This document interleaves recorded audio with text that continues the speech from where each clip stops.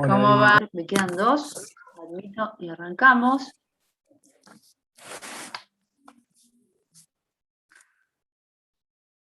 Bien, ahí está. Bueno. Bueno, la clase de hoy el tema es acción. Es un tema amplísimo que yo voy a tratar de tirarle los ejes troncales más importantes y luego mañana van a ir abordando con los chicos un poco más profundizando en cada parte práctica. Básicamente nosotros respondemos a un concepto de acción que deviene de la conceptualidad de Alvarado Belloso. ¿Por qué digo esto? Porque podemos estar discurriendo muchas horas sobre las formas de abordar el concepto o la definición de lo que es la acción. No hablamos concretamente de acción penal, sino de la acción como método dialéctico de debate o de postulación. Y podemos abordarla desde infinidades de lugares de acuerdo a diferentes doctrinas, desde lo procesal penal, desde lo procesal, y nos meteríamos en un saco de 11 varas porque realmente sería muy ensordecedor empezar a discutir eso sin poder puntualizar qué es la acción y cuál es la resonancia que tiene en el proceso penal. Entonces, básicamente lo que vamos a decir del concepto de acción es que es una instancia de petición frente a la autoridad, que está bilateralizada y que esta postulación tiene como eje o como objeto una pretensión y como fin o como causa obtener una decisión de la autoridad.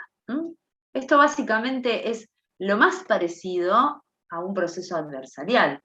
Recuerdan que el otro día hablábamos de la pirámide, del triángulo y de los vértices. Entonces, básicamente la acción es una postulación que efectúa una persona frente a una autoridad con poder de decisión, la cual, para ser válida, debe ser contradicha por un oponente que se encuentra en pie de igualdad con esta persona, y la decisión final la debe tomar una persona que tiene sobre las otras dos un viso de autoridad y de imparcialidad.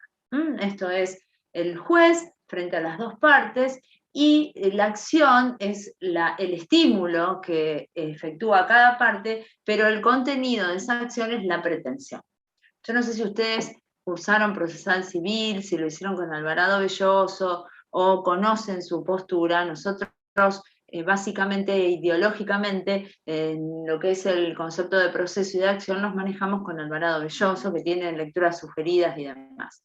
Pero más allá de la disquisición errática desde la doctrina o lo que fuera, lo que nos importa a nosotros es que ustedes entiendan el concepto de acción desde la dinámica de los tres componentes. Eso es lo más importante para que nosotros podamos entender cómo funciona la acción penal a partir de todos los institutos. Bien, salvado este primer punto y definido el concepto de lo que es una acción, ahora la vamos a trasladar al campo penal. Y acá sí me voy a parar un ratito para hacer algunas disquisiciones un poco, no sé si históricas, pero sí memoriosas, de cómo se fue dando la normativa de la acción. Porque como ustedes saben, si yo quiero hablar de acción, tengo capítulos en el Código Procesal Penal y también tengo capítulos en el Código Penal que hablan de acción. Entonces, ¿cómo regulo la acción? ¿La regula el derecho de fondo? ¿La regula el derecho de forma? ¿El derecho adjetivo? ¿El derecho sustantivo? ¿Cómo está regulada? ¿Cómo funciona esta disparidad que parece haber en la normativa sobre la acción? Bien, la acción básicamente une a ambas ramas del derecho, porque es el punto de contacto que existe entre la acción penal y el derecho procesal penal, entre el Código Penal y el derecho procesal penal. Y antes este contacto era bastante más difuso porque parecía que estaba regulada a partir de los primeros artículos del Código Penal o de los artículos 71, 72 y 73 que establecen los tipos de acciones, y luego era regulada también en el Código Procesal Penal. Hoy por hoy, luego de una reforma del Código Penal que tocó básicamente los artículos 59, cuando habla de la extinción de la acción, el artículo 71, 73 y 76 bis, que son institutos regulatorios de la acción, estableció que hay un estándar mínimo de regulación de la acción que está normado en el Código Penal, que luego puede ser tomado o debe ser tomado y mejorado por el Código Procesal Penal. Y esto se establece a partir de institutos básicos que están regulados en el Código Penal y que son captados por el Código Procesal Penal también. Ellos son el ejercicio de la extinción de la acción, sin perjuicio de que ahora la Corte de la Nación sacó un fallo hace muy poquito, pero muy poquito, que dijo que los códigos procesales no pueden regular ninguna normativa relacionada con la extinción de la acción, que solo lo puede hacer el Código Penal. Pero eso después lo vamos a ver. Es un fallo muy actual de la Corte Suprema de Justicia de la Nación. Sin perjuicio de eso, estos institutos básicos son la extinción de la acción, el modo de las acciones, que son el 71, 72 y 73, que el 73 es el que fue modificado a partir de un instituto que fue creado por el Código Procesal Penal y captado por el Código Penal, que es el Instituto de la Conversión de la Acción. Ahora después vamos a abundar en cada uno de ellos. Y también la modificación del 76 bis. Establece el régimen estándar de la suspensión del juicio a prueba, lo cual implica que no es que los códigos procesales penales no pueden regular el ejercicio de la suspensión del juicio a prueba, sino que si no lo tienen regulado en sus normativas internas, se va a regir el del Código Penal. Ya a estas alturas, básicamente, es bastante raro que ninguna provincia haya regulado estos institutos propios, que son regulatorios del ejercicio de la acción. Pero, por si eso no ocurriera en alguna provincia perdida de nuestro país, siempre va a regir el estándar mínimo del Código Penal. Este estándar mínimo antes no existía y fue traído por la ley, que ahora le voy a decir el número porque nunca me acuerdo bien los números, por la ley 27.147. Esto está incluido ya en el texto de los códigos. Si tienen un código penal viejo lo van a tener que reformar en estos artículos que he mencionado. El artículo 59, 71, 73 y 76 bis, que son básicamente los artículos destinados al ejercicio de la acción penal.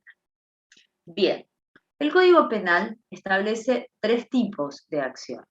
Una acción básica, que es la acción del artículo 71, que establece la acción de ejercicio público. Esto implica que el actor que está a cargo de la acción, en este caso en nuestro ordenamiento procesal es el fiscal, va a actuar siempre sin impulso de ningún ser extraño a él mismo.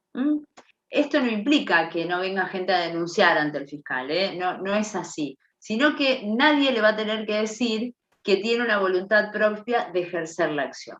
Independientemente de que haya también actores privados que puedan venir representando a la víctima como el querellante, como alguna cosa hemos hablado la semana pasada y seguramente también surgió en los prácticos, que es el actor particular que representa personalmente a la víctima. Esto no significa eso, significa que la acción se va a ejercer, y esto está regulado para la mayoría de los delitos, sin necesidad de ninguna excitación extraña al mismo actor penal. Es decir, el fiscal decide llevar adelante la acción por impulso propio. Por supuesto, frente a lo que se llama noticia criminis, que la noticia criminis, como habrán visto la semana pasada, puede venir por una denuncia o puede venir por un acto oficioso del fiscal o de la policía. Bien, esta es la base, están regulados en el 71 y son la mayoría de los ilícitos contemplados con tipicidad penal. Luego tenemos, y acá sí me voy a detener un ratito, que son las acciones previstas en el artículo 72 del Código Penal, que son las acciones públicas, y esto quiero que lo capten así como se los estoy diciendo, pero dependientes agentes de instancia privada. Y acá sí que nos vamos a parar un ratito, porque esto implica que el fiscal va a ser el titular de la acción y el que la lleve adelante, pero sí o sí va a necesitar la conformidad o la voluntad expresa de la víctima de instar el ejercicio de la acción. Esta voluntad expresa es un acto jurídico, debe hacerse de manera voluntaria y además debe quedar sin lugar a dudas manifestado en los primeros momentos del proceso. No sé si alguno de ustedes alguna vez tuvo un accidente de tránsito o fue lesionado en un accidente de tránsito o alguna situación similar que en la misma comisaría, cuando van a hacer la denuncia o cuando son demorados, si tienen lesiones o fueron víctimas de esta situación, la misma policía le dice, usted va a instar la acción penal. Normalmente no lo dicen con esa claridad y ahí surgen los problemas de interpretación, porque después las personas no saben que lo que dijeron significaba que no iban a perseguir penalmente al autor del ilícito, o tampoco saben que sí, que lo iban a perseguir. Pero bueno, lo importante es que esto se ha manifestado con claridad, porque el acto de instar la acción tiene categoría de acto jurídico. Es decir, que necesita de libre consentimiento y libre voluntad para ser formulado. Este acto jurídico tiene características propias muy esenciales. Es libre, es decir, que no está condicionado a ninguna voluntad extraña fuera de la víctima, salvo el caso de los menores incapaces que deben ir con su representante legal, y es fugaz. Esto significa que una vez que se manifestó, se agotó. Yo no puedo retrotraer y decir, no, sí, ahora quiero, o después decir, no, ahora no quiero más. Es una traba que es fugaz e instantánea, y en el momento que esa traba se levanta, la acción se vuelve pública y está en manos del fiscal, y es ahí donde sigue su derrotero, igual que las acciones del artículo 71.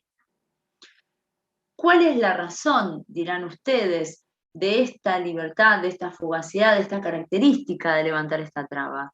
Son razones de política criminal que muchas veces tienen que ver o con la levedad de los delitos o tienen que ver con la intimidad de los delitos. Ahora vamos a ver que algunos de ellos son delitos relacionados con la integridad sexual. Entonces, el legislador pone en manos de la víctima la decisión de llevar adelante o no esta acción de acuerdo con su libre pensamiento y su libre sentir. Por eso existe la instancia privada y esa es la razón de ser. Tiene dos características. Sí, ¿quién habló? Acá, Francisco. Sí. La víctima en ese caso, ¿iría como parte o querellante? ¿Cómo se la llama? No. Vos como querellante, después se puede constituir independientemente de la instancia. La instancia, por eso les explico, es una pequeña traba que tiene que ser levantada en los primeros momentos del proceso para que el fiscal pueda accionar desde el punto de vista de la acción pública. A partir de ahí después sigue el fiscal y la víctima puede o no constituirse como querellante. Son dos cosas aparte. Esto es, a vos te van a llamar, si por ejemplo vos tenés lesiones leves en un accidente de tránsito, lesiones leves culposas.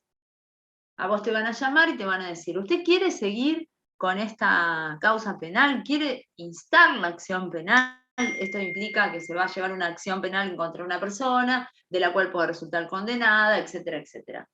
Si vos decís que sí, el fiscal se hace cargo de la causa y arranca solito.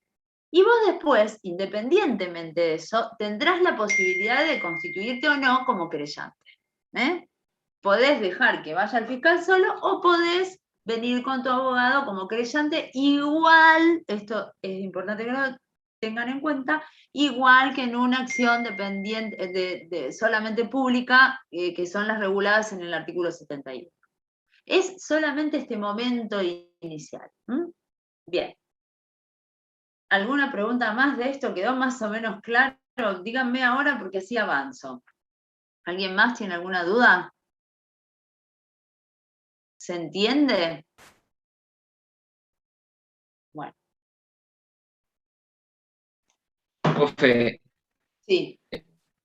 A mí me quedó ahí cuando usted explicó sobre el carácter fugaz de la acción, que una vez instada no se puede volver atrás. ¿Eso es No. exclusivamente así o hay pronunciamientos en otro sentido? Porque acá en Entre Ríos tenemos un caso en donde delitos dependientes de instancia privada, ante Un digamos, caso. ante que la víctima... Sí, Un caso, eh, Bartolomé. Un caso. La casuística no hace a la generalidad. Te explico por qué. En el caso que vos vas a hablarme, me tendrías que contar el caso minuciosamente.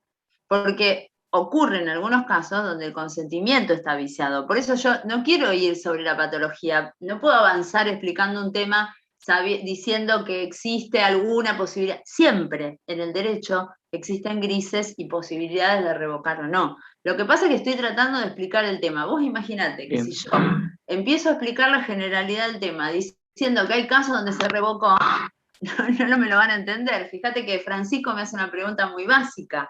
Entonces, Sí, sí. yo lo que quiero es terminar de agotar el tema y que después vayamos a eso. Vos imaginate, Francisco, yo soy camarista penal. Si te quiero explicar 20.000 casos que excepcionan la generalidad, te puedo traer un montón de ejemplos. Lo que yo quiero es que entendamos el caso, porque vos quizás tenés una experiencia u otra cosa, y si nosotros avanzamos apenas explicamos, yo te pido que tengas un poco de paciencia, porque yo lo que defino son las generalidades. Recordá que hoy es el día del teórico, donde yo bajo a las líneas troncales cada tema. Esto que yo te digo es básicamente la interpretación del instituto de la instancia privada. Por eso, todos los autores coinciden en determinar como una de sus principales características a la fugacidad. Después, puede que sea revocada cuando, como en cualquier acto jurídico, por esto también hago hincapié en que siempre es un acto jurídico, y para que sea válido tiene que haber libre consentimiento. Obviamente que se puede retractar en aquellos casos donde no entendió lo que estaba sucediendo. Eso sí, pero no, eso déjalo para después discutirlo quizás mañana o en los prácticos. Porque si avanzamos sobre eso no van a entender el resto, la base del instituto. Y además, eso que vos decís también acaba combinado con otros institutos que tenemos en Rosario, que después voy a avanzar más adelante y vamos a hablar sobre eso. Bien, hecha la salvedad, vuelvo sobre las características de la instancia privada. Es fugaz, es libre, es voluntaria, y tiene dos características propias que son bastante particulares y cuyo nombre es raro, pero sí, si ustedes lo enganchan por primera vez, es fácil entenderlo. Tiene una característica relacionada con el objeto y otra característica relacionada con los sujetos. Es inextensible subjetivamente. Esto quiere decir que si yo insto la acción, la insto contra todos los sujetos involucrados. Perdón, es indivisible subjetivamente. Esto significa que si yo la insto contra un sujeto, no la puedo instar contra todos, la insto contra todos los otros. No puedo elegir contra quién instar la acción. Es decir, no puedo decir uno sí y uno no. Indivisible subjetivamente. Este caso, para que ustedes lo entiendan, es algo que se sucede en muchas ocasiones donde yo, por ejemplo, soy víctima de un accidente de tránsito y va manejando mi esposo, mi hermano, mi amigo. Entonces, cuando a mí me preguntan si quiero instar por las lecciones, me tienen que explicar que yo no puedo instar solamente contra el otro conductor, que yo también tengo que instar la acción penal contra el que maneja y a quien acompaño, que puede ser mi pariente, mi amigo, mi hermano, etc. Esto es importante entenderlo porque muchas veces la gente cree que no va a instar contra el que lo está llevando, contra el que lo transporta, sino que va a instar contra el otro. Y los dos conductores son los involucrados cuando hay una persona lesionada y eso no se puede determinar ad initio, sin perjuicio de que tenga la culpa uno o no y que esto se vea al final del proceso. Pero lo cierto es que desde el punto de vista de los sujetos, la acción o la instancia privada es indivisible. Es decir, que yo no puedo elegir contra quién insto. Si insto contra todos los involucrados. Ahora sí, me confundí el adjetivo antes, es inextensible objetivamente. Esto implica que cuando hay hechos graduales, si yo elijo un hecho, después no puedo extenderlo a otro. Por ejemplo, si yo elijo instar por un abuso sexual simple, luego no puedo extenderlo a un abuso sexual agravado. Me tengo que quedar con el abuso sexual simple. Estas son dos características propias de la instancia privada. Por eso es tan importante la información del consentimiento, para que la persona, cuando dice que quiere instar la acción o cuando dice que no la quiere instar, sepa de qué está hablando. ¿Hasta acá me siguen? Profe, ¿podés volver a explicar ese último? Sí. ¿El objeto? Por ejemplo, cuando vos tenés graduales, por supuesto que si vos te agrego una complicación más, Matías. Si vos tenés un delito combinado, donde hay un delito de acción de instancia privada y uno de acción pública, solo podés instar por el de instancia privada, que ahora yo te les voy a decir cuáles son. Quiero dejarlo para el final para hacer algunas aclaraciones. Cuando vos instás en aquellos que son graduales, como por ejemplo los abusos sexuales, que vos tenés abusos simples y abusos agravados, si entran estos abusos dentro de la instancia privada, yo cuando elijo un hecho no puedo extenderlo a otro. Solo me quedo con eso, al revés que con los sujetos. Vos los sujetos los extendés a todos, acá no, vos tenés que elegir. No sé si me expliqué. Después cuando vayan a los prácticos los van a entender con los prácticos, es mucho más sencillo. Hoy quédense con los conceptos generales. Bien, hasta acá más o menos definido. Y ahora vamos a ver cuáles son los casos. Son acciones dependientes de instancia privada, dice el artículo 72 del Código Penal, los siguientes delitos. El inciso 1 habla de los delitos previstos en los artículos 119, 120 y 130 del Código Penal, cuando no resultare la muerte de la persona ofendida o lesiones de las mencionadas en el artículo 91. Estos delitos son los delitos contra la integridad sexual. Estamos hablando de abuso, por eso les digo, cuando habla del 119, ahí vos tenés una graduación bastante grande de delitos y de agravantes. Si vos optás por instar por un delito, no podés extenderlo a otro. Esta categoría de delitos, que son los 119, 120 y 130 del Código Penal, relacionados con la integridad sexual, no entrarán dentro de la instancia privada cuando resultare la muerte de la víctima o lesiones del artículo 91, estamos hablando de lesiones gravísimas. Esto es porque estos tipos de delitos cobran tal importancia a nivel de política criminal que no pueden depender de la víctima solamente, sino que deben ser investigados, porque estamos hablando de lesiones gravísimas y de homicidio. Si ustedes ven estos delitos, que son el del 119, 120 y 130, relacionados con la integridad sexual, son aquellos que el legislador, por una cuestión de política criminal, lo dejó librado al sentir de la víctima, porque tienen que ver con su propia intimidad, y si la víctima no quiere ventilar estas cuestiones relacionadas con su propio ser, con su integridad, con la irrefragabilidad de sus decisiones sexuales, entonces el legislador lo deja a su propio criterio. Ustedes saben, y de esto podemos hablar horas, referido a que por lo menos los últimos instrumentos internacionales y también lo que se llaman las guías prácticas de UNICEF determinan que todas las acciones que lleven adelante los estados para investigar y juzgar estos delitos tienen que sí o sí evitar la revictimización.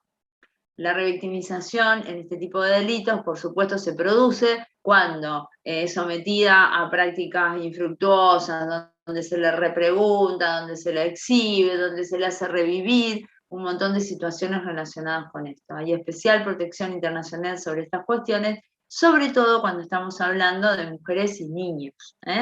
Las guías prácticas de UNICEF están destinadas a la investigación y el juzgamiento de delitos sufridos por niños, niñas y adolescentes. Esta es una de las decisiones que toma el legislador respecto a la política criminal, de mantener incólume la intimidad y lo que podría ser la exhibición social de este tipo de delitos, dejándolo a criterio de la víctima si quiere o no accionar.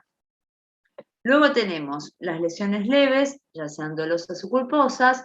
La razón de política criminal es muy sencilla, es porque son delitos que son de poca monta, y por ahí meterse en un proceso penal una persona por unas lesiones que luego puede cubrir el seguro y pagarle los gastos, y ahí termina, puede determinar que la persona no quiera seguir en un proceso penal y que le importen otras cuestiones aledañas.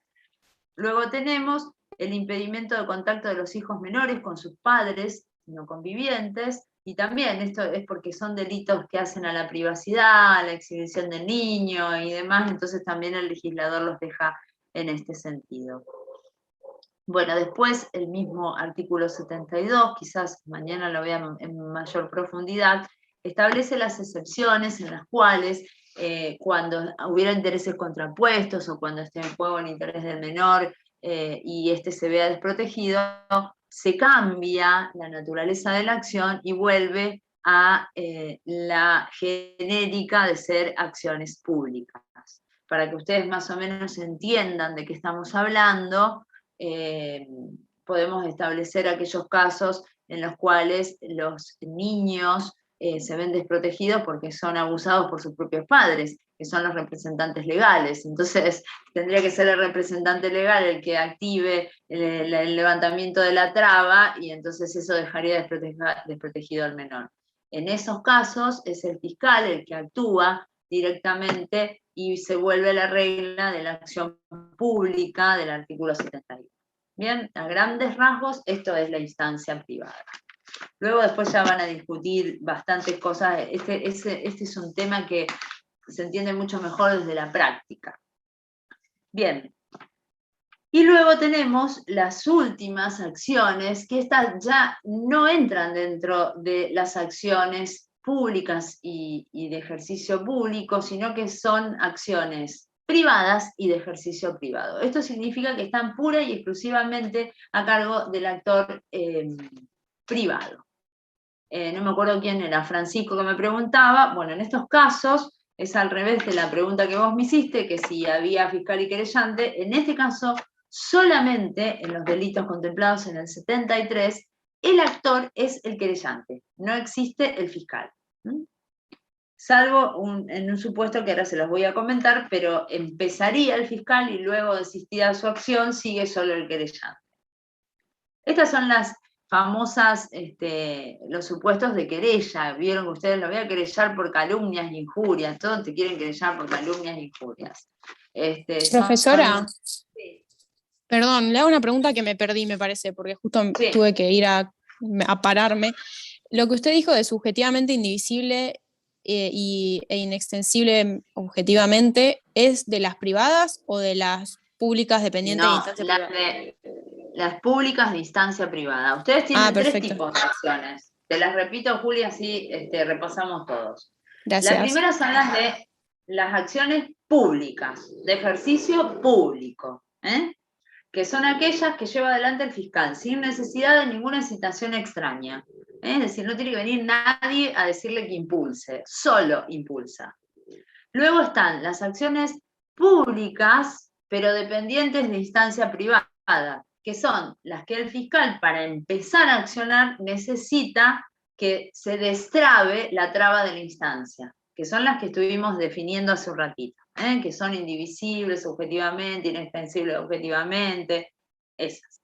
Y ahora estamos viendo una tercera naturaleza, que ya están fuera de las acciones públicas. Estas acciones son, para que a ustedes les quede más fácil en la cabeza, siempre defínanlas como acciones privadas y de ejercicio privado. Es decir, que son impulsadas por el particular y llevadas adelante en su totalidad por el particular. Ahora yo después vamos a ver una que es una cosa un poco china, que viene legislada desde el Código Procesal Penal y después la capta con la reforma del Código Penal y tiene una pequeña diferencia, pero en general son así, de ejercicio privado y de acción privada. Bueno, como les decía, estas se impulsan a partir de una querella. Normalmente la diferencia con el ejercicio de la acción es que es como si el querellante, cuando impulsa su acción, directamente cita juicio. No hay investigación previa ni nada. Puede haber una pequeña investigación muy sumaria, pero viene y dice, yo tengo todo esto y quiero que se lo condene. Ese es más o menos, después ya vamos a ver más adelante el trámite, pero para que ustedes se vayan dibujando las diferencias en la cabeza. Los delitos que están previstos como tales son las calumnias e injurias. Esto es porque son delitos contra el honor, entonces es tan personal el bien jurídico protegido que el legislador no le importa desde el punto de vista de la paz social o del Estado impulsar las acciones. Los deja en manos de los particulares mismos, que son los ofendidos, y que decidan si quieren o no. Hay dos chicas que no habían entrado. Bien, luego tenemos la violación de secretos, salvo en los casos del artículo 154 y 157. Esto es porque también la violación de secretos es una cuestión que el legislador lo deja librado a también la intimidad de la persona, porque ustedes imagínense que una violación de secreto, que entran también los secretos informáticos, pueden tener información privada, incluso de empresas o de lugares que son públicos, y también está la decisión de si se ventilan o no estas informaciones.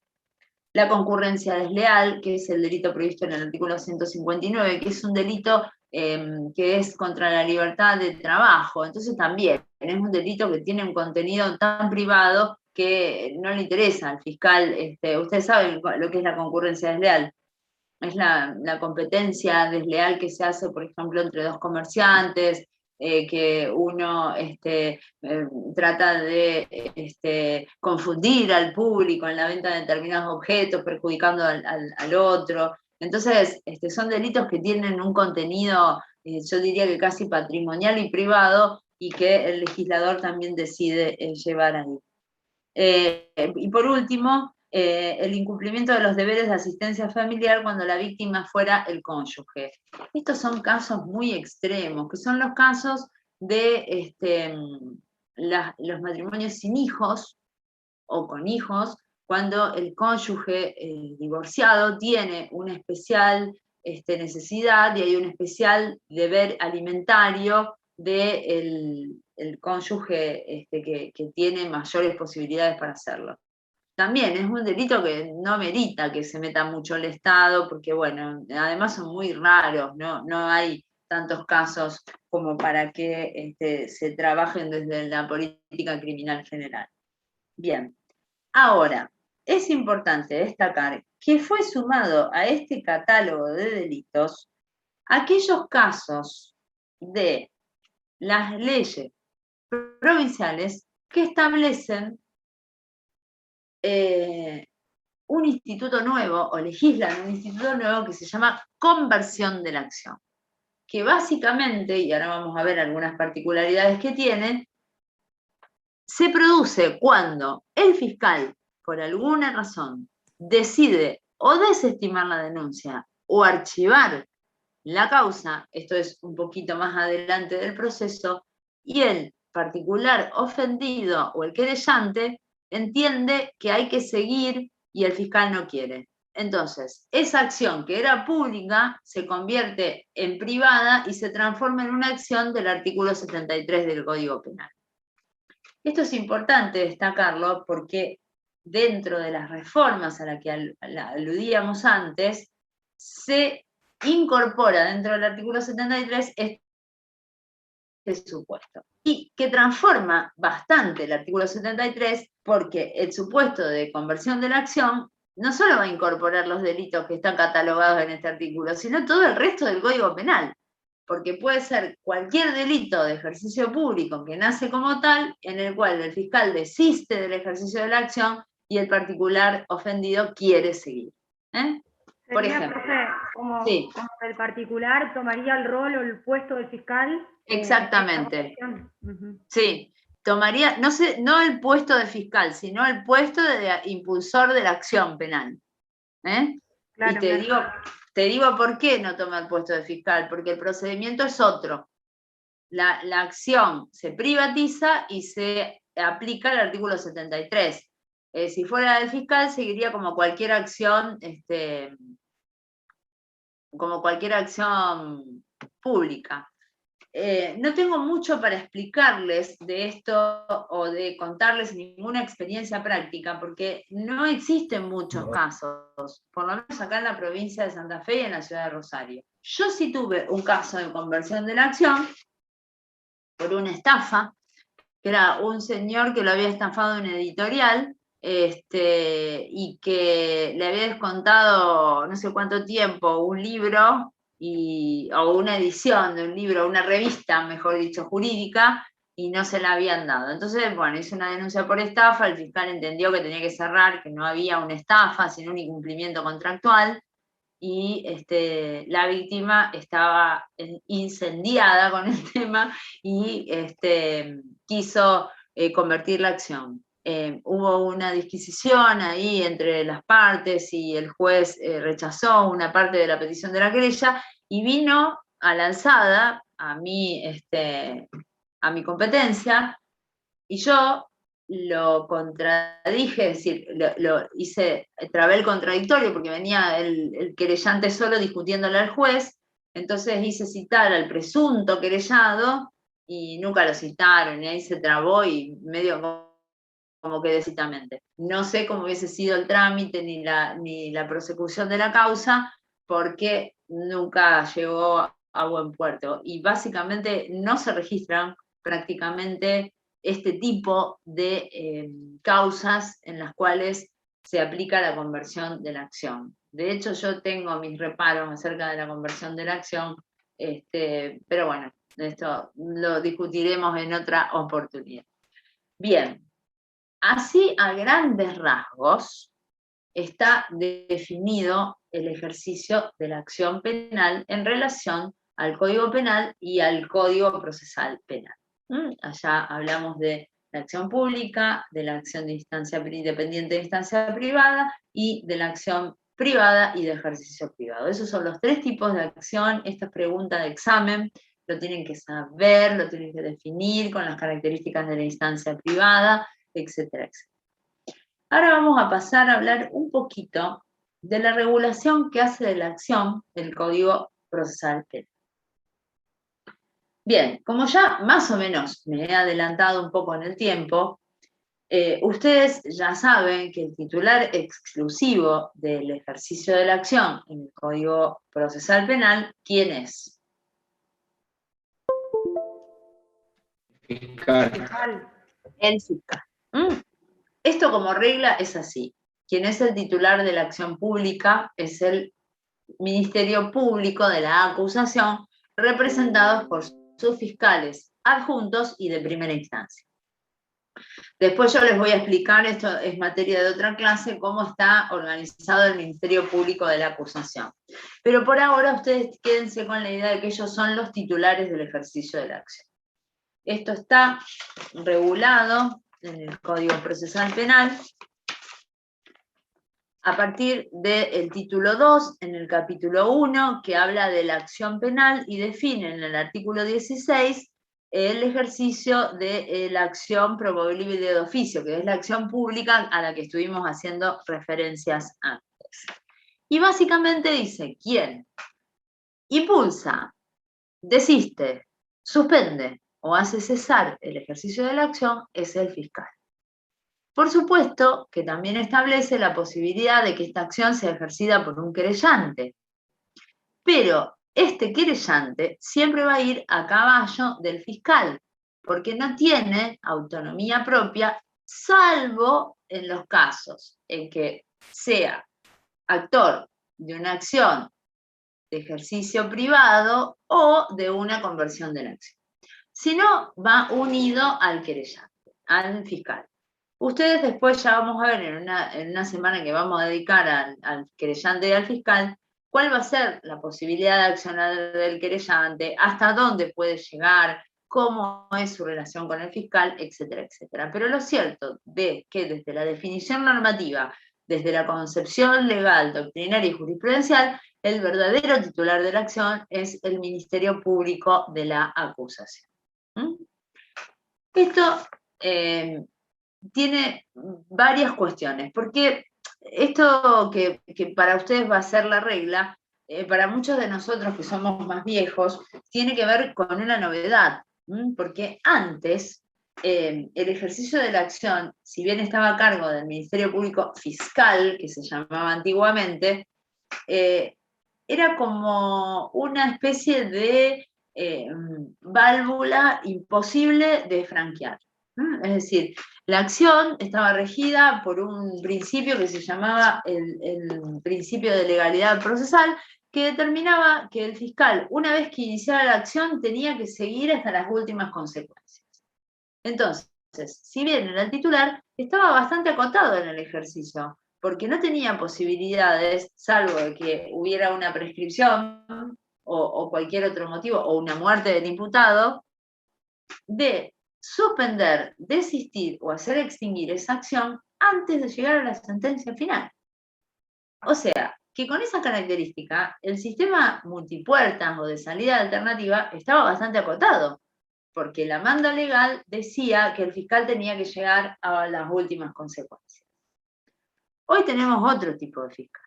Es un fiscal que es titular de una acción, que es dispositiva, en algunos casos, por supuesto, ahora vamos a ver cómo, y es una acción que le permite también aplicar el principio de objetividad, porque si el fiscal entiende que hay prueba a favor del imputado, no la puede ocultar y de hecho está obligado a sacarla a la luz y desistir del ejercicio de la acción. El fiscal, en muchas posibilidades, acuerda con el imputado y desiste expresamente de ese ejercicio de la acción.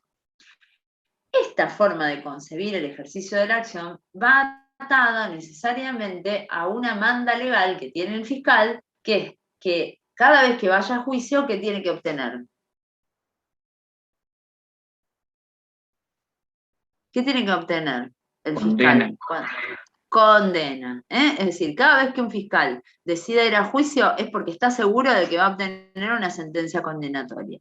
Entonces, como tiene esa obligación legal, también al no poder llevar a juicio algo que no va a obtener una condena, el legislador le da otra herramienta, que es la posibilidad de desistir, de suspender y de extinguir el ejercicio de la acción penal. Porque ustedes imagínense que si el pobre fiscal tuviera que llevar todo a juicio y no está seguro de que pueda obtener una condena, estaría como incumpliendo una manda legal por cumplir otra manda legal.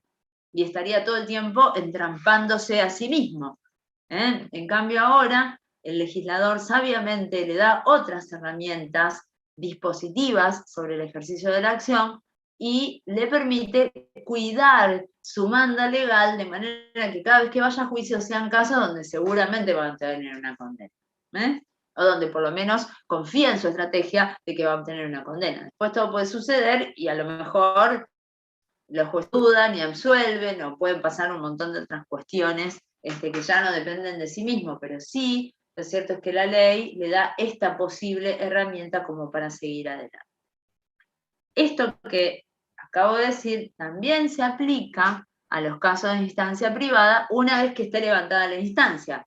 ¿Por qué? Porque como dijimos al principio, esa instancia privada levantada transforma la acción en pública igual que la del 71. Entonces el fiscal va a tener las mismas posibilidades de desistir, de seguir adelante, etcétera, etcétera. Esta posibilidad del ejercicio de la acción tienen otra particularidad también, que si bien los códigos no lo dicen, esto surge de la aplicación de las leyes regulatorias del ejercicio de cada rol. Es decir, hay algunas cuestiones relacionadas con la estructura del Ministerio Público de la Acusación que también va a condicionar el ejercicio de la acción, y no solamente lo va a dejar en manos del fiscal. Y estas son las instrucciones generales del fiscal regional. El fiscal regional en la provincia de Santa Fe tiene la posibilidad de impartir instrucciones generales acerca de cómo se administra la política criminal. Entonces, por ejemplo, una de las instrucciones de los fiscales regionales es llevar a las últimas consecuencias los delitos relacionados con las armas de fuego.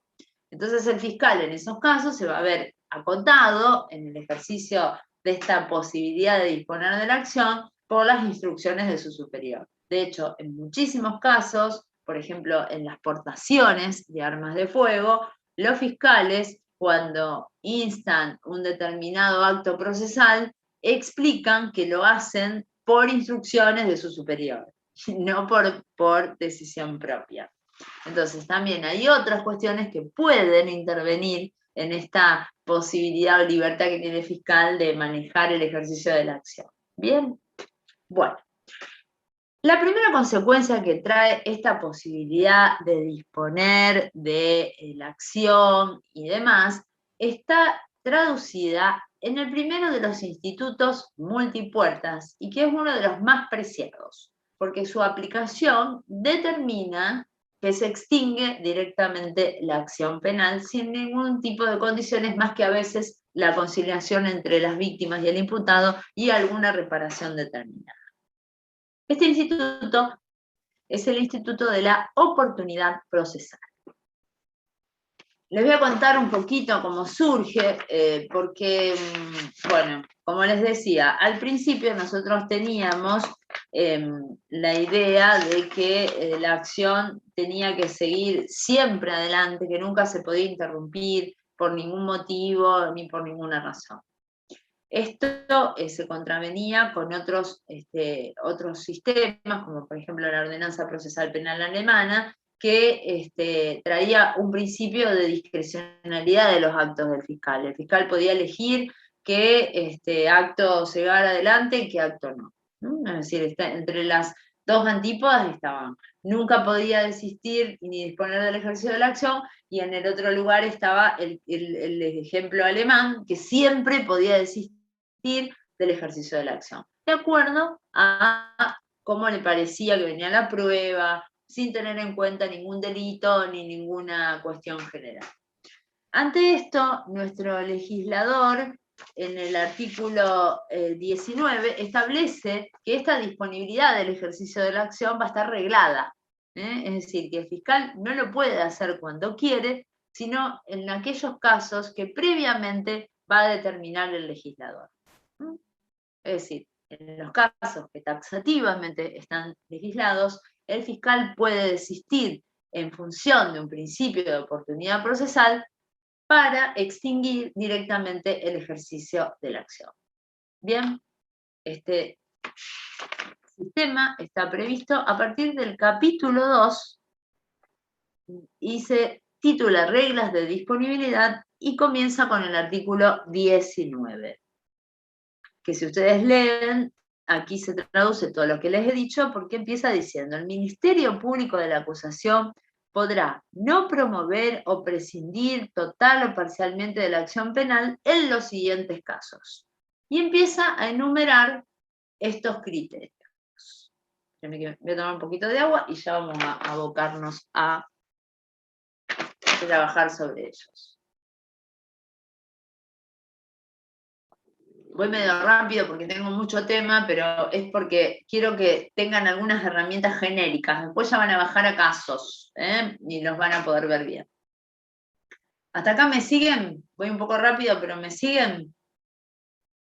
¿Me puede explicar de nuevo eso, profe? Sí. Lo del ¿Qué es lo que no entendiste?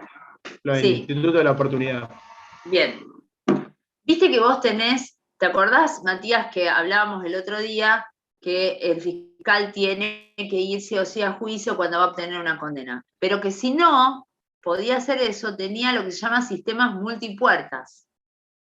¿Viste? Bueno, una de las múltiples puertas que tiene es el criterio de oportunidad, que es la posibilidad de desistir la acción de máxima que tiene el fiscal. Es decir, cuando desiste con un criterio de oportunidad, cumplidas previamente algunas condiciones, directamente se va a extinguir el ejercicio de la acción. Se cierra la causa, para que vos te des cuenta. Ahora te va a quedar más claro cuando yo te empiece a hablar de los criterios. Esta posibilidad, en alguna legislación comparada, se establece sin ningún tipo de restricciones, con discrecionalidad. Es decir, de acuerdo al caso. El fiscal mira este caso y dice, oh, no, le voy a aplicar un principio de oportunidad.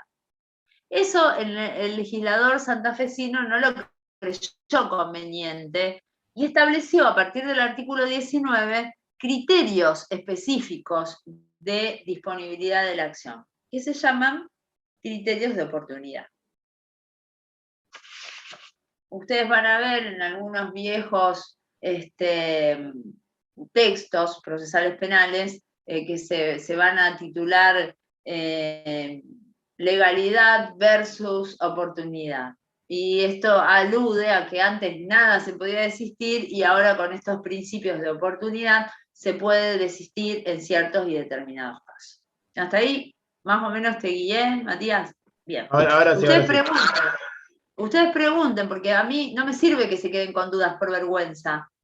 Quiero que ustedes me volvemos para poder avanzar seguros. A ver, Victoria, ¿vos levantaste la mano o solo...? Ah, te estabas tomando un mate. No, me estaba acercando un mate. Sí, lo entendí mejor y cuando le explicaste a Matías también me quedó más claro.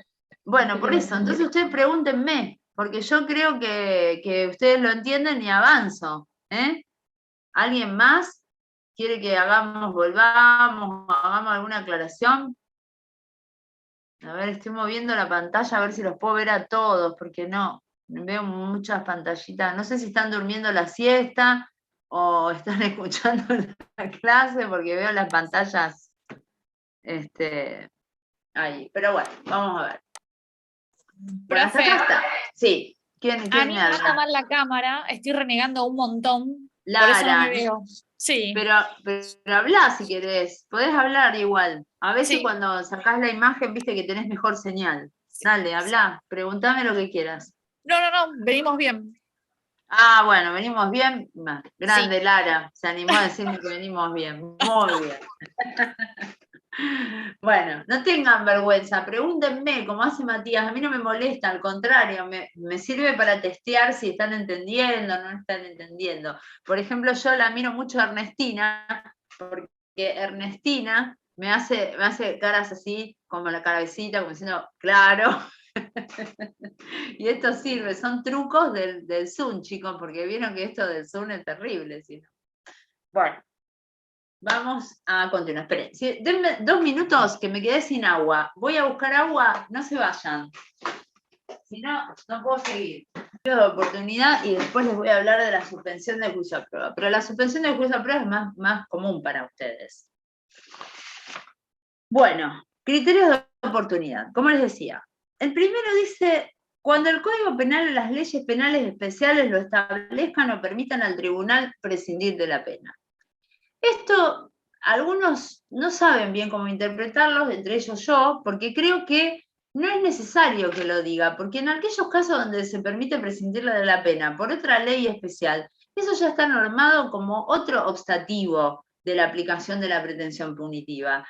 Entonces, como que no queda muy claro qué quiso decir el legislador. Creo que de amplio que quiso ser fue redundante y este inciso no es muy necesario. Después, el inciso 2 dice, cuando se trate de hechos que por su insignificancia no afecten gravemente el interés público, salvo que fuesen cometidos por un funcionario público en el ejercicio o en razón de su cargo, o que se hubiesen utilizado armas de fuego para la comisión. Esto es lo que la doctrina penal ha definido como delitos de insignificancia o de bagatela. En realidad, es muy difícil definir qué es un delito de bagatela, y yo, desde el punto de vista de la doctrina penal general, me voy hacia el lado de que si el delito de bagatela es insignificante, básicamente es atípico porque no hay lesión al bien jurídico protegido, en lo que la norma determina como un ilícito penal o una tipicidad penal. Esto estamos hablando de cuando a mí me arrancan un pelo, si es lesión o no es lesión. Para mí no hay cuando me arrancan un pelo, si bien puede entenderse que hay un daño, yo creo que no hay una lesión a la integridad o al cuerpo o a la salud como para poder decir que hay un delito.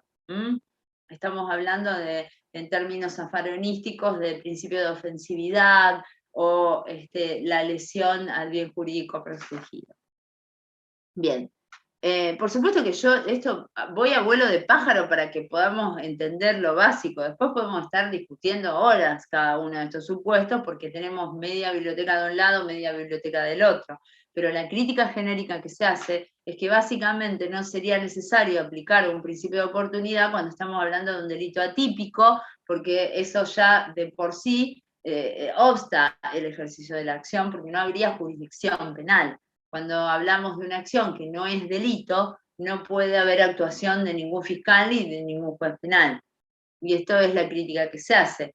Por lo tanto, tampoco sería necesario hacer la salvedad del público o el delito con armas. Ya se entiende que si un funcionario público comete un delito, hay una lesión al bien jurídico protegido que puede ser la administración pública o el orden público o cualquiera de esos bienes que protege el Código Penal, y hace que no podemos estar hablando de un delito de insignificancia o de un delito de bagatela. Bien, por eso digo, yo no estoy muy convencida de que sea potable esta creación doctrinaria relacionada con los delitos de insignificancia o de bagatela o de poca monta, como se dice por ahí. Bien, el inciso 3 trae un supuesto que fue creado primero por la doctrina y después captado por la norma, que es lo que se llama pena natural, que es cuando las consecuencias del hecho fueron tan gravosas y tan tremendas para el imputado que vuelven inocua la aplicación de una pena. Hay dos ejemplos típicos que a ustedes les van a sonar. El primero de ellos es cuando una persona en un accidente de tránsito mata a su propio hijo, por ejemplo, cuando viene conduciendo y choca, o por ejemplo, hubo un caso hace unos años aquí en Rosario que un papá retrocedió y el nenito tenía 2 o 3 años, no lo vio y lo mató con su propia camioneta. Entonces son esos casos donde la atrocidad del hecho y el dolor surtido sobre la persona del imputado es tan grande que es inocua o innecesaria la aplicación de una pena humana, digamos. Por eso se llama el principio de la pena natural. También es el caso de cuando una persona en el medio, por ejemplo, de un robo, sufre un tiroteo y es lesionado de tal forma que sufre lesiones gravísimas, quedando cuadripléjico o de alguna forma inmóvil. Esto hace que sea inocua en la aplicación de una pena ante la atrocidad sufrida por el mismo hecho, aunque sea él el que lo haya causado. Esto es bastante aplicable, hay casos donde se ha aplicado jurisprudencia al respecto, y además es procesalmente muy útil, porque realmente transitar todo un proceso para concluir en la innecesariedad de la pena determina que al principio ya se aplique el principio de oportunidad y ya se evitan mayores sufrimientos. Dice, el cuarto inciso dice, cuando la pena en expectativa carezca de importancia con relación a la pena ya impuesta por otros hechos. Por ejemplo, una persona que está sufriendo una pena perpetua, no sé, roza a otro interno en el penal y le provoca unos moretones, y son lesiones leves. Entonces, eso hace que decir, si está cumpliendo una pena perpetua, ¿para qué vamos a dar un proceso para condenarlo por unos meses o un año? No tiene ningún sentido esto, porque no le va a agravar la otra pena. Entonces, ahí también se puede aplicar un criterio de oportunidad. Luego se establecen genéricos aquellos supuestos, dice, cuando exista conciliación entre los interesados y el imputado haya reparado los daños y perjuicios causados en los hechos delictivos con contenido patrimonial, sin violencia física o intimidación sobre las personas, salvo que existan razones de seguridad e interés público que se encuentre comprometido el interés de un menor de edad. Este tipo de delitos son los delitos de pequeña monta contra el patrimonio, qué sé yo. Yo, no sé, me enojo con vos y te tiro la bicicleta contra la cerca de tu casa y te rompo 2 maderitas. Eso es daño intencional, pero es de pequeña entidad, entonces yo te pago las maderitas, te reparo el daño causado, llegamos a una conciliación y se aplica un principio de oportunidad y se cierra la causa. Sí se establecen algunas excepciones. La primera de ellas es que no sean delitos llevados a cabo con violencia o intimidación sobre las personas. ¿Qué delito les parece que está dejando afuera este inciso?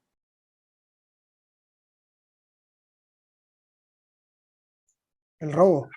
Claro, exactamente. El robo armado o con violencia física.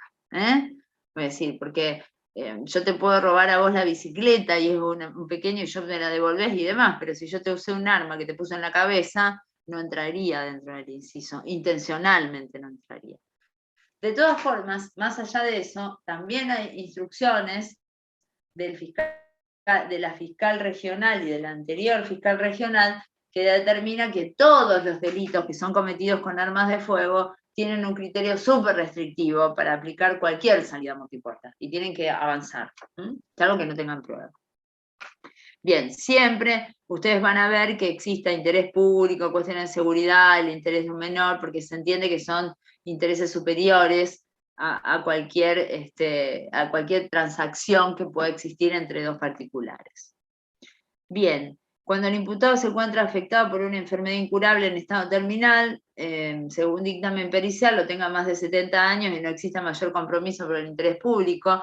Esto es bastante sencillo, es un poco crudo de explicar, pero es que está muy cerca de la muerte y entonces el Estado no gasta un proceso que no tendría ningún sentido. Una persona con enfermedad terminal, ¿para qué lo vamos a dejar sometiéndolo a un proceso que no va a poder terminar? Esa es la idea.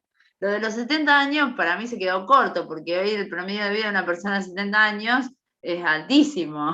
O sea, hay personas de 90 años que viven una vida muy buena. Así que, pero bueno, se estableció eso porque creo que tiene que ver también con el criterio del Código Penal al establecer la prisión domiciliaria. Pero bueno, eso también es discutible. Y cuando el imputado se encuentra, eso ya lo dije, en los supuestos del inciso 2, 3 y 6 es necesario que el imputado haya reparado los daños y perjuicios ocasionados en la medida de lo posible o firmado un acuerdo con la víctima en este sentido. Si recordamos, estamos hablando de los hechos insignificantes, del tema de la pena natural y de la conciliación entre las partes. En todos esos supuestos se establece un pequeño convenio entre las partes que determina que le tiene que pagar alguna indemnización o bien reparar de alguna forma. También puede ser dándole un trabajo o haciendo alguna acción que repare el daño sufrido. Sí. Perdón que la interrumpa. De los 3 ejemplos que nombraste, en el último pusiste el ejemplo de rompo una reja, la arreglo y listo, pero no llegué a notar cuál era el supuesto ese. Para, no sé quién me está hablando, que no te veo. Lucía, no tengo cámara. No tenés cámara. Bien, por eso no te veía. ¿Qué es lo que no te quedó claro? ¿No te diste cuenta cuál es el delito? Claro, porque lo nombraste el juego, pero no llegué como a entender cuál era. No llegaste a anotarlo. El delito es un delito de daño. Vos tenés un delito en el Código Penal, que está en el artículo 183, que se llama delito de daño, que es cuando yo te rompo algo intencionalmente. No existe el daño culposo, sí el daño doloso. Te pongo ese porque es un delito de poca monta, que está previsto en el Código Penal y que es punible. Entonces, si yo a vos intencionalmente me enojo y te escracho, no digo con la bicicleta, con la moto, te tiro la moto arriba de una reja de una cerca de madera y te rompo parte de la cerca y después entre los dos conciliamos, el ejemplo es el delito de daño en 183 es un delito previsto contra la propiedad. Es un delito patrimonial. Creo que Lucía hablaba justamente de qué incisos estaba hablando cuando hablaba de ese caso, que son los incisos 5 y 6, de conciliación de los interesados. Sí. Creo que ella no hablaba del caso, sino de qué inciso... Por eso le estaba diciendo cuando hablamos del daño patrimonial. Sí, perfecto. La conciliación de los interesados, sí. Era justo esa primera parte del daño y de la conciliación de los interesados lo que no había llegado a escuchar. Perdón. Claro, Gracias. pero yo me pareció entender que vos tampoco te habías dado cuenta cuál era el delito. ¿Es correcto?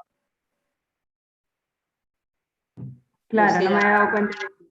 Había entendido el ejemplo todo, pero no había llegado a comprender de qué delito hablábamos. Claro, sí, no, Gabriel, yo estaba guiada con lo que ella decía. Le entendí perfecto lo que ella decía. No era que no entendía el inciso, sino que no se había dado cuenta cuál era el delito. Quizá a lo mejor no tuvo en cuenta que existe un delito que se llama daño. Entonces, al escuchar la palabra daño, entendió que estaba hablando de perjuicio más que del delito. Bien.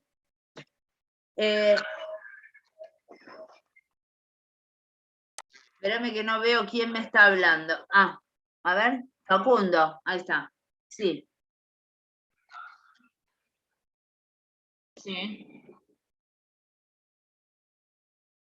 Del inciso 5 y 6. Sí, claro, uno son daños patrimoniales, el otro habla de delitos culposos, lesiones leves, amenaza, violación de domicilio. Funcionan básicamente igual, pero en el otro se establece cuáles son esos delitos. Son delitos de pequeñas penas, en realidad. Y el otro es solo patrimonial. Sí, claro, establecen la conciliación, la reparación de los daños, es el mismo funcionamiento. No. Insignificancia, no. Ya te expliqué que insignificancia no. Dije en poca pena, dije yo. La insignificancia no significa poca pena.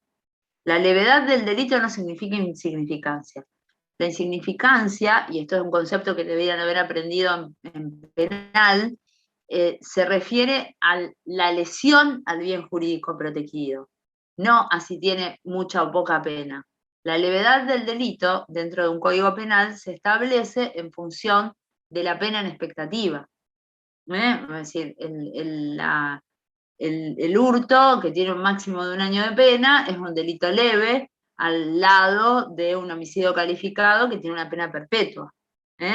No es lo mismo. La insignificancia es una categoría que no existe dentro del Código Penal, sino que fue creada por la doctrina y se refiere a la nimiedad de la lesión al bien jurídico protegido. Yo te estoy hablando de las lesiones son delitos que son relativamente importantes, pero cuando el daño ese que se provoca es mínimo, la doctrina dice que es una bagatela. Por eso yo te digo que a mí no comparto mucho lo del delito de bagatela, y me parece que si no hay una lesión referenciada e importante al bien jurídico protegido, estamos hablando de una atipicidad, porque precisamente los delitos tienen una acción dañosa sobre los bienes jurídicos que elige el legislador. ¿Está claro? Insignificancia, no. Cuando yo te digo pequeño delito, porque te hablo de los delitos culposos, lesiones leves, amenazas, son todos delitos que tienen en general poca pena, igual que la violación de domicilio. Bien. Para que ustedes lo tengan en cuenta, el trámite específico de estos delitos es de estos temas se presenta siempre frente al fiscal. Es una convención que se establece entre el fiscal y la víctima, entre el fiscal, el representante de la víctima, y el imputado. Se establece un convenio, a partir de ahí puede ser que directamente se resuelva, y también puede ser que se establece, qué sé yo, un pago en cuotas, entonces va a quedar suspendida el pago hasta que termine de pagar unas cuotas o que haya alguna condición respecto a la reparación de los daños, y así es como estuviera, cómo se lleva adelante. Cuando haya una controversia entre las partes acerca de dirimir esto, por supuesto el que decide es el juez, y que si está a favor de la cuestión de la oportunidad, va a dictar directamente el sobreseimiento del imputado, entendiendo que se produce la extinción del ejercicio de esa acción. ¿Qué puede suceder aquí? Es medio raro que suceda porque ya uno cuando le hacen firmar un convenio a la víctima, seguramente lo que va a poner es que desiste de cualquier acción posterior. Pero supongamos que la víctima no está de acuerdo y el fiscal quiere desistir, lo que va a hacer es convertir la acción. ¿Se acuerdan lo que estábamos hablando al principio en el artículo 73? Bueno, va a convertir la acción de ejercicio público en ejercicio privado. Esta misma posibilidad se ve más adelante en el código, también no para el caso de principio de oportunidad, sino para el archivo fiscal o el archivo jurisdiccional. Pero vamos a dejarlo pendiente eso porque es mucha información y lo vamos a ver cuando veamos audiencia preliminar. Bien, por último, otro de los institutos que requiere que hagamos alguna precisión es lo que se llama suspensión del juicio a prueba o el tan conocido probation, como ustedes saben. La probation es un nombre traído, hurtado de otros sistemas procesales, pero solemos por costumbre llamarlo así. Lo cierto es que el nombre verdadero del instituto es suspensión del juicio a prueba. La suspensión del juicio a prueba es otra de las salidas multipuertas que tenemos dentro del proceso penal. Pero esta suspensión del juicio a prueba tiene otras reglas de juego. Como les decía anteriormente, está establecido un piso estándar en el 76 bis y siguientes del Código Penal, que luego fue traído por cada Código Procesal Penal y legislado per se.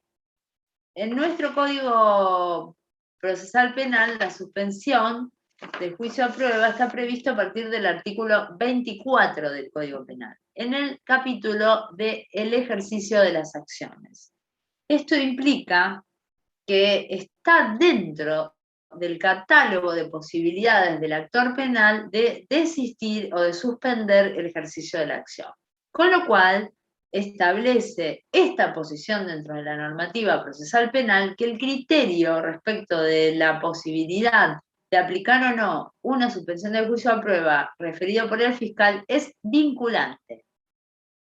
Vinculante para el juez que tiene que definirla. Sin perjuicio de que los jueces no homologamos decisiones de las partes, sino que revisamos la razonabilidad. Esto implica que, pese a que sea vinculante, los jueces pueden rechazar una suspensión del juicio a prueba basándose, o aceptarla, basándose en criterios de pura razonabilidad. Perdón, profe. Sí. Profe, ¿podría repetir qué es lo vinculante para el juez? No llegué a notar. La opinión del fiscal, si quiere o no quiere conceder la suspensión del juicio a prueba, porque lo hace en función de la disponibilidad de la acción. Porque la suspensión del juicio a prueba implica la suspensión del ejercicio de la acción. ¿Para qué? Para poner a prueba al imputado y obstar la realización del juicio. Esto es así. En aquellos casos donde sea a prima facie procedente la condena de ejecución condicional, estamos hablando de aquellos delitos que tienen como máximo 3 años de pena, o aquellos delitos que tienen como mínimo 3 años de pena y admiten la posibilidad de que se aplique una condena de ejecución condicional. En todos esos casos, el fiscal, en combinación con el imputado, van a plantear la posibilidad de suspender el juicio a prueba durante un término que puede ir de 1 a 3 años, y en ese tiempo va a tener que cumplir medidas sociales, es decir, como para mostrar voluntad de no volver a delinquir, voluntad de reparación, y también se establece la posibilidad de reparar el daño sufrido por la víctima en la medida de lo posible. Esto implica que no necesariamente tiene que ser un daño resarcido monetariamente, sino que puede ser resarcido de otra forma. En el caso de la cerca rota, yo puedo ofrecer repararla yo con mis propias manos y pintarla yo con mis propias manos. Eso se va a establecer en la medida de lo posible y en el decurso del delito. una vez que se cumplan todas estas condiciones, se repare el daño y se cumplan estas condiciones más el término temporal, esto va a ser resuelto judicialmente y se va a establecer un sobreseimiento determinando la extinción del ejercicio de la acción. A diferencia del principio de oportunidad, donde la extinción del ejercicio de la acción puede ser más inmediata o sujeta a menos condiciones, esto requiere del transcurso del tiempo, de la observación que se hace del imputado, del cumplimiento con determinadas reglas, porque además debe presentarse periódicamente, tiene que constituir un domicilio, no puede cometer ningún delito en este tiempo, porque si no, no se le va a conceder otra suspensión de juicio a prueba, y además se va a reanudar el decurso del proceso y puede resultar condenado. Esta es otra de las posibilidades que tienen los procesos de descongestionarse y de aplicar una salida multipuertas para no llevar a juicio. Todas estas cosas que vimos a grandes rasgos son institutos regulatorios del ejercicio de la acción penal en el proceso penal. Y son de específica aplicación, permanente aplicación. Esto es uno de los temas más prácticos que tenemos. De hecho, el sistema adversarial necesita vitalmente de este sistema multipuerta, porque si no sería una eclosión de juicios penales que no tiene ya capacidad de hacer el sistema. De hecho, hoy por hoy ya tenemos problemas de agendamientos en los juicios penales, así que imagínense si no se aplicaran estos criterios. Conjuntamente con esto también hay otra salida multipuerta, el procedimiento abreviado, pero eso lo vamos a dejar para ver aparte, porque el procedimiento abreviado no extingue la acción, sino que lo que trae es una condena efectiva para la persona que pacta ser condenado sin juicio. Entonces, es un supuesto muy diferente a esto. Si bien es una salida multipuerta, es una salida que no trae aparejada la extinción de la acción y no trae un beneficio para el imputado, sino que es solamente condena quizás por una pena menor y achicando los tiempos hasta que se lleva a juicio.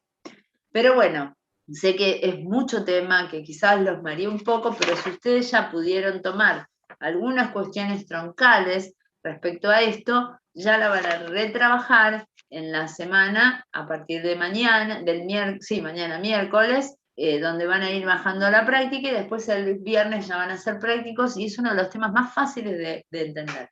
A partir de la práctica y de cómo se va a ir aplicando, son normas que están muy regladas en el código, no van a tener ningún problema, son 3 capítulos que están uno atrás del otro, más la normativa del Código Penal, así que con eso tienen para trabajar y para estudiar y dilucidar bien el tema. Bueno, no sé si hay alguna pregunta, alguna opinión, lo que quieran.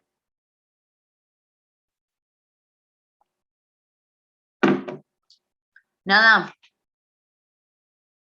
¿Nos despedimos entonces? Profesora, una pregunta. A mí me está costando ponerme al día con las fichas de Classroom. No termino nunca. No sé con quién estoy para hablando. El parcial. Sí. Con Julián. Sí. Para el parcial, tomamos, por ejemplo, las clases y sumamos las fichas que hablen sobre los temas, o entrarían todas las fichas que están en el Classroom.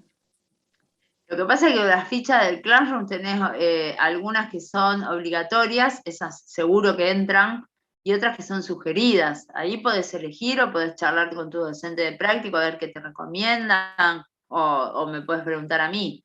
Lo que es porque entra todo. Sí. Claro, yo por lo menos no tengo esa distinción de cuáles son. Yo fui imprimiendo todas, pero fui leyendo así. Después charlarlo con tu docente de práctico para que te guíe un poco, porque hay algunas que son obligatorias, que están previstas dentro de la semana para que ustedes las trabajen, y otras que son sugeridas. Entonces, bueno, lo sugerido es sugerido. Después ahí lo veo a Nacho que ya se conectó, después ya se los van a aclarar. Sí, más que para aclarar mínimamente que todo lo que está en Classroom es dentro de lo obligatorio. O sea, no hay nada que...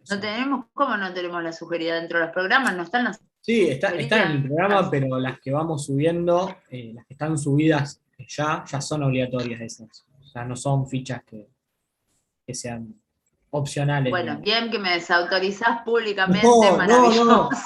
no, para nada. Tenés que ser un poco más delicado. Lo que pasa es que yo entendí que ella me preguntaba todas las lecturas, porque dentro de algunos programas están distinguidas en sugeridas No, y pero sin obligatorias. desautorizarte, Vivi, para nada. O sea, las que yo te digo, las que ya están subidas eran justamente las obligatorias, porque había preguntado. Bueno, ahí está. Profe, una pregunta. ¿Se sabe cuándo es el examen parcial? ¿La fecha? Sí, creo que tenemos la fecha, pero déjame que lo chequee porque viste que nosotros empezamos después, así que no sé si lo voy a modificar o no. Déjame, porque no tengo, falta un poco, por supuesto, faltará la mitad del cursado, es más o menos. No sé con quién hablo. Ahí ya me perdí. Perfecto, Flavia, profe, gracias. Bueno. Yo les aconsejo, no empiecen a enloquecer con lo que tienen que estudiar y demás. Empiecen a prestar atención y a empaparse de la materia. Porque si no, no van a poder entender. Entonces ustedes empiezan esto o aquello. Empiecen a trabajar, métanse en las clases de miércoles y viernes. Pónganse en clave procesal penal. Después todo lo demás lo van a ver más o menos, la fecha, los parciales. También, viste, Flavia, vamos viendo, porque no sabemos si mañana si vuelven a abrir o no vuelven a abrir, vamos viendo. Ya les vamos a informar con tiempo. Y además la modalidad también tenemos que ver, depende de la decisión de la cátedra, muchas cosas. Así que vayamos día a día, no enloquezcan con los apuros. ¿Sí? Bueno, Profe, los yo le dejo, puedo hacer chicos. una última Sí. pregunta. El tema ¿Quién de habla? Agustín Pérez. Ah, No sé si sí, le parece. Agustín. El tema del programa, ¿utilizamos el que está en el campus o no es el que está en el campus y es otro? Yo les expliqué que yo voy a ir reformulando, que se Ah. guíen con eso por los temas, pero yo las voy a ir reformulando, porque si no, si doy así, ustedes imagínense que lo que yo di el otro día, y esto lo tenía que dar todo hoy, ¿qué hubiesen entendido? Nada. Entonces yo voy a ir pedagógicamente reformulándolo y vayan guiándose con el contenido de cada semana. ¿Estamos? Bárbaro, perfecto. Bien. Bueno, chicos, ahora sí. Que tengan buenas tardes todos. Adiós.